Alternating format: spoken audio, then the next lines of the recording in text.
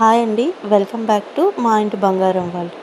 ఈరోజు నేను చూపించబోయే రెసిపీ ఈజీగా సింపుల్గా వెజ్ ఫ్రైడ్ రైస్ ఎలా చేసుకుంటామో చూద్దాం.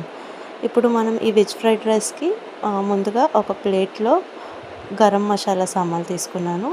2 లవంగాలు, యాలక్కాయ పువ్వు, షాజీరా ఆకు ఇవన్నీ తీసుకొని ఒక ప్యాన్ పెట్టి ఆయిల్ వేసి ఇందులో ఈ గరం మసాలా సామాన్లన్నీ వేసి ఒక 2 మినిట్స్ ఫ్రై చేసుకుంటున్నాను.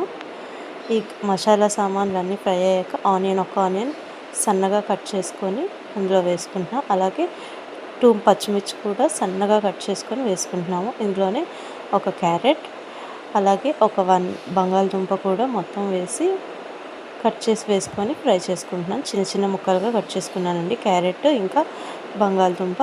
ఇది కొంచెం మగ్గాక ఒక 2 కరివేపాకు ఆకులు కూడా వేసి బాగా ఫ్రై చేయాలి.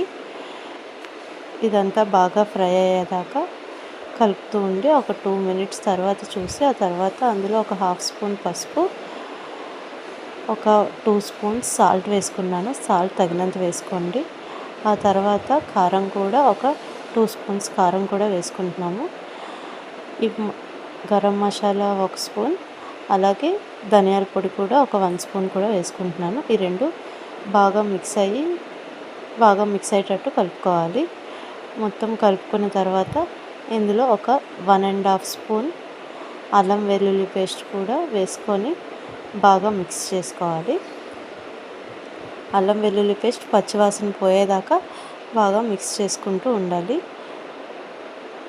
ఆ తర్వాత ఇందులోకి ఒక 1 స్పూన్ కర్డ్ కూడా తీసుకుంటున్నాము. 1 స్పూన్ కర్డ్ వేసేసి ఇది కూడా బాగా ఆ మసాలాకి, ఆ పొటాటోకి, మనం వేసిన వెజ్జీస్కి అన్నిటికీ పట్టేటట్టు మొత్తం ఫ్రై చేసుకోవాలి ఈ ఆయిల్లోనే. ఇలా మొత్తం ఫ్రై అయ్యాక లాస్ట్లో ఇలా కొంచెం ఒక 2 మినిట్స్ తర్వాత ఇలా వస్తుంది. ఆ తర్వాత ఇందులోకి రైస్ కూడా వేసుకుందాము. నేను ఇక్కడ 2 కప్స్ రైస్ వేసుకుంటున్నానండి.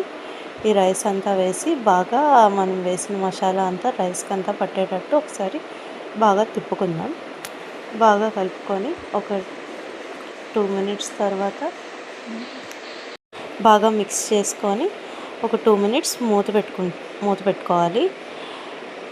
మూత పెట్టుకొని ఒక 2 మినిట్స్ తర్వాత మళ్ళీ తీసి చూసేసరికి ఇలా అవుతుంది. దీన్ని అలా 5 మినిట్స్ బాగా ఫ్రై చేసుకుంటూ కిందకి మీదకి ఫ్రై చేసుకుంటూ ఉండాలి. ఆ తర్వాత లాస్ట్లో కొత్తిమీర కూడా బాగా సన్నగా తరిగి వేసుకోవాలి. అంతే అండి, సింపుల్గా ఈజీగా ట్రై చేసుకోవచ్చు ఈ veg fried rice. Thank you.